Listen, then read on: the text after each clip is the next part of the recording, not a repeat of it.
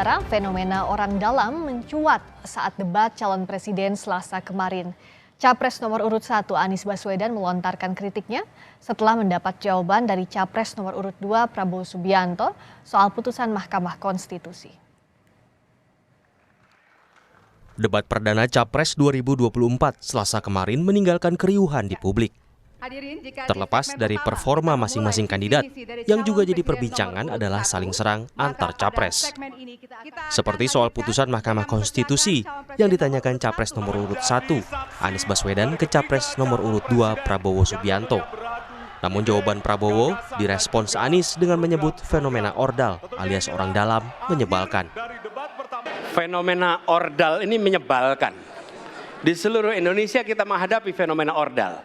Mau ikut kesebelasan ada ordalnya. Mau masuk jadi guru ordal. Dan ini saya rasakan. Beberapa waktu yang lalu beberapa orang guru berjumpa dengan saya. Dan mereka mengatakan, Pak, di tempat kami pengangkatan guru-guru itu mendasarkan ordal. Kalau tidak ada ordal, nggak bisa jadi guru, nggak bisa diangkat.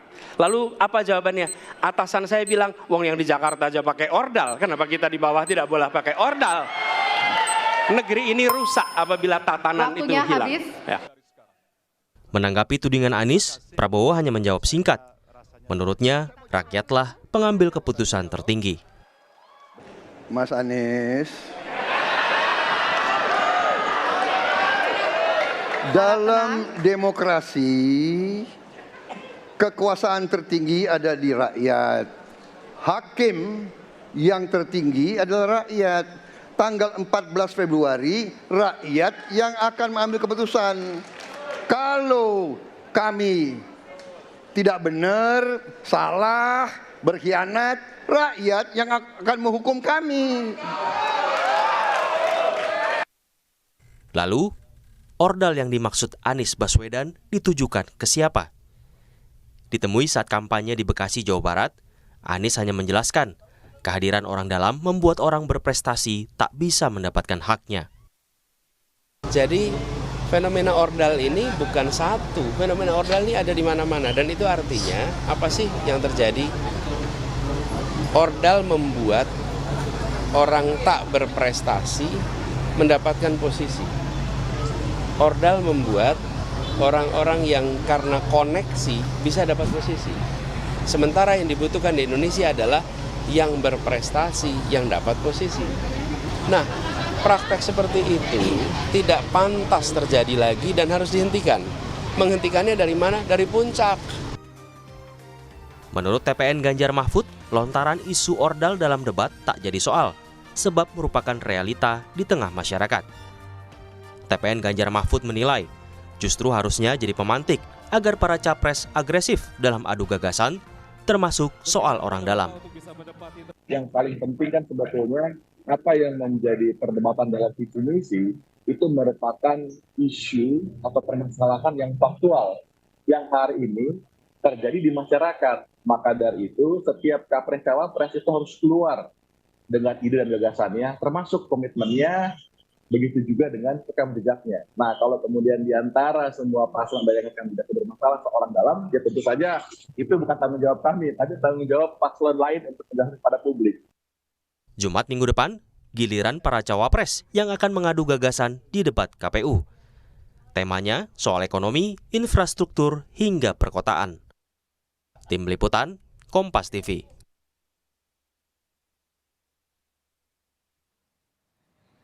Lalu sebenarnya kepada siapa dan mengapa Capres nomor urut 1 Anies Baswedan melontarkan isu ordal alias orang dalam? Kita bahas bersama dengan Mardani Alisera dari Timnas Amin, ada Aceh Hasan Syadzili dari TKN Prabowo Gibran, dan Ciko Hakim dari TPN Ganjar Mahfud. Selamat malam Bang Mardani, juga Kang Aceh, Mas Ciko. Malam semuanya. Saya ke yang melontarkan dulu nih, Bang Mardani. Kalau sebenarnya yang disampaikan Mas Anies ini kan bilang ada ordal di mana-mana yang bikin kesal. Bahkan di posisi puncak aja ada ordal. Ini betulkah terkait putusan MK atau kepada siapa sebenarnya ditujukan? Kalau tafsir nanti Mas Anies sendiri ya, tetapi saya ingin ke esensinya fenomena orang dalam ini merusak ya, merit sistemnya tidak bisa jalan. Dengan orang dalam yang terjadi justru kolusi dan nanti ujungnya korupsi. Karena itu fenomena orang dalam harus diberantas dan itu memerlukan kejujuran, transparansi, akuntabilitas dan keberanian kita. Memang agak susah Friska ya, karena di kita ini ada karakter, bukan cuma feodalnya ya, tetapi karakter ingin menolong walaupun SOP-nya sudah tidak bisa. Dan karena itu bagus Mas Anies mengangkat ini, dan seperti Mas Ganjar bilang, enaknya dibahas bagaimana teknokrasinya, bagaimana kita membumikannya. Dan yang Pak Prabowo bilang benar kok, bahwa yang menentukan hakim. Tapi proses kepada hakim itu memang harus transparan, akuntabel, dan merit system gitu. Oke, nah kalau Kang Aceh memaknai seperti apa tadi yang disampaikan oleh Bung Mardhani? Ya, pertama memang kita harus bisa membedakan ya, mana jabatan politik dan mana jabatan yang mengharuskan adanya proses seleksi yang berdasarkan pada merit system. Kalau jabatan politik yang disebut dengan elected official, itu ya kita harus kembalikan kepada rakyat. Ya. Dan karena itu maka rakyatlah yang menentukan.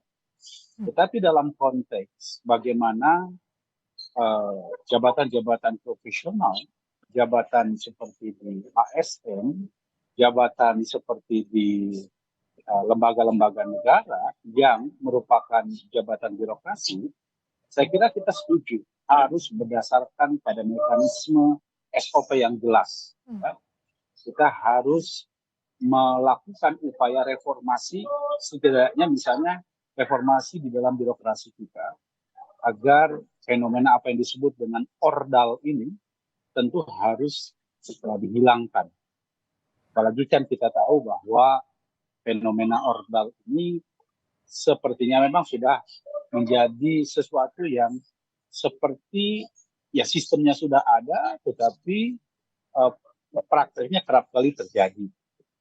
Nah karena itu tentu bagi kami satu hal yang terus harus kita dorong, dan saya kira kalau di pemerintahan ini kan menterinya Menpan RB ini adalah menterinya Mas Ciko, itu pasti sudah ada SOP-nya untuk bisa menjelaskan tentang bagaimana seharusnya mekanisme rekrutmen sumber daya di dalam pemerintahan harus berbasis pada merit system. Jadi karena itu saya kira kita sepakat semua bahwa fenomena tentang ordal ini harus kita hilangkan dalam konteks bagaimana kita membangun sebuah sistem kepegawaian yang berbasis pada merit system. Berdasarkan prestasi. Baik, kalau Mas Ciko lihatnya apakah yang disampaikan Pak Anies ini narasinya untuk kubu yang saat ini masih berada di kekuasaan, termasuk Pak Ganjar Mahfud juga kan ada di lingkaran kekuasaan? Ya, enggak lah, saya rasa kita semua tahu rahasia, udah jadi rahasia umum yang disampaikan Mas Anies ini kan menyindir putusan MK, ada Paman Usman di sana ya kan, yang akhirnya memperbolehkan seorang Gibran untuk ikut dalam kontestasi pemilihan wakil presiden. Nah ini kita jujur-jujur aja. Tetapi yang disampaikan oleh sahabat-sahabat saya, Kang Aceh maupun Bang Mardhani, itu saya juga sepakat. Jangan sampai juga Indonesia ini kan kalau suka ada anekdot atau perkataan gini, meritokrasi bukan budaya kita masuk pakai orang dalam. Nah, jangan sampai ada ledekan-ledekan seperti itu. Dan ini saya rasa lebih ke bicara soal kultur yang sudah mendarah daging, kultur yang buruk, ya, karakter orang Indonesia tadi disampaikan oleh Bang Mardhani ingin membantu, ya, dan tanda kutip pasti membantu orang yang lebih dekat dengan dia, ya, saudara dulu dan lain-lain. Tetapi dia lupa bahwa ada sumpah-sumpah jabatan ketika dia menjabat di jabatan publik, ya kan, tentang konflik kepentingan dan lain-lain, dan menguphold constitution bukan yang lain, dan ini yang diutamakan. Nah, kita berharap ke depannya, dan kita bicara justru pembicaraan soal ordal ini set aside masalah Mahkamah Konstitusi, ini justru harus membuka pembicaraan ini lebih luas lagi. Tadi berbicara soal rekrutmen, dan ini tidak hanya terjadi di pemerintahan. Saya beberapa waktu lalu berbicara dengan para dokter, apa yang menjadi masalah, kenapa dokter kita jumlahnya sedikit dan tidak kompeten. karena juga banyak yang akhirnya diluluskan cepat atau dapat masuk sekolah spesialis dan lain-lain, ya dia anak profesor, bapaknya juga dokter. Ini sama aja. Jadi fenomena ini tidak terhenti di masalah pemerintahan, tapi sudah menjadi karakter buruk dari bangsa kita yang harus diubah ke depannya. Ini yang saya rasa harus terus digulirkan pembicaraan soal ini dan tidak berhenti di masalah pemerintahan aja. Nah, komitmen berantas ordal ini seperti apa, Bung Mardhani? Karena pada saat Mas Anies jadi gubernur misalnya, kan sempat masuk juga suara-suara dari oposisinya di DKI waktu itu bahwa TGUPP juga isinya ordal yang berada di sekitar Mas Anies. Kalau TGUPP sebetulnya itu bagian dari supporting system ya. Seorang gubernur dia perlu banyak support. Di antaranya bukan cuma support keahlian, tapi monitoring. Yang problem itu anggaran besar loh, 80 triliunan ya. Kalau tidak dimonitoring dengan baik, dievaluasi, benar ada evaluasi dari dalam ya, inspektorat ya. Tetapi kita juga tahu tadi kita ketika ikan itu rusak dari kepala. Kalau kepalanya rusak, pasti ekor badannya juga rusak. Nah, karena itu Mas Anies dengan TGUPP sangat terbuka. Ayo, ini yang dilakukan adalah bagaimana DKI itu betul-betul menjadi ASN yang kolaborator, ya, bukan cuma regulator, apalagi minta maaf cuma instruktor gitu. Tetapi betul-betul yang mendengar. Nah, karena memang tidak bisa kita menghadirkan keadilan kalau para quote and unquote mereka yang bekerja itu tidak memiliki semangat kolaborasi ya. Karena itu Mas Anies betul-betul sangat menggarisbawahi tentang kolaborasi. Dan yang di sekitar Mas Anies banyak sekali anak-anak muda yang dimajukan, termasuk bagaimana membuat merit system berjalan di DKI. Sehingga DKI mendapat banyak sekali penghargaan dalam bab merit system ini. Oke, kalau dari Kang Aceh juga sama-sama singkat saja, bagaimana komitmennya untuk berantas ordal ini? Tadi juga kan sempat di-mention juga namanya cawapres, tetap dikait-kaitkan ke sana.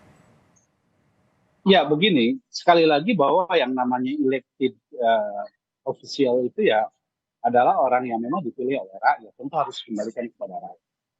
Tetapi dalam konteks profesionalisme aparatur sipil negara dan juga tentu kalau di sektor swasta, saya kira memang harus berdasarkan pada standar yang telah disepakati di dalam konteks bagaimana kita memastikan merit system itu sebagai satu standar di dalam rekrutmen apapun gitu.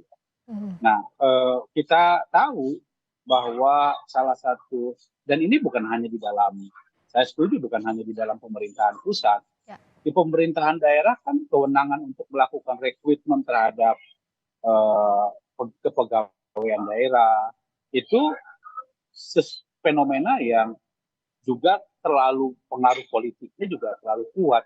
Kita bisa menyaksikan misalnya rekrutmen terhadap ASN di daerah, kecenderungannya tim sukses dan lain sebagainya tanpa memperhatikan aspek misalnya profesionalitas, rekam jejak, pendidikan, dan lain sebagainya. Jadi saya kira komitmen kita terhadap upaya membangun sistem yang betul-betul berbasis pada merit system memang harus menjadi komitmen kita semua, gitu ya. Dalam konteks bagaimana kita membangun birokrasi yang profesional, ya. Kemudian sistem kepegawaian yang betul-betul berbasis pada prestasi. Saya kira itu sudah menjadi komitmen kita semua. Baik, kalau Bung Ciko terakhir silakan.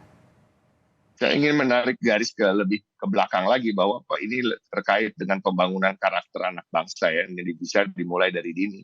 Dan bahwa kepatuhan kepada sistem, kepatuhan kepada hukum, pada aturan-aturan termasuk tadi sistem merit yang sudah ditentukan itu tidak bisa ditawar-tawar. Ini dimulai bisa dari anak-anak TK sesungguhnya, di mana guru dan sekolah itu nggak boleh takut sama orang tua yang ingin memaksakan anaknya masuk ke dalam let's say pertunjukan sekolah walaupun dia tidak mampu untuk melafalkan lagu-lagu yang ada di pertunjukan itu gitu. Termasuk dalam tim olahraga ketika dia masuk ke SD, SMP, SMA. Nah, ini sebenarnya dimulai dari situ. bahwa semua anak-anak bangsa di Indonesia, orang-orang tua maupun guru maupun pemerintah maupun siapapun itu, ya kita harus taat dengan aturan-aturan yang kita sepakati bersama, terutama tentang merit, ya kan, ketika kita bicara memang ada standar di situ dan ini udah tidak bisa diganggu gugat lagi.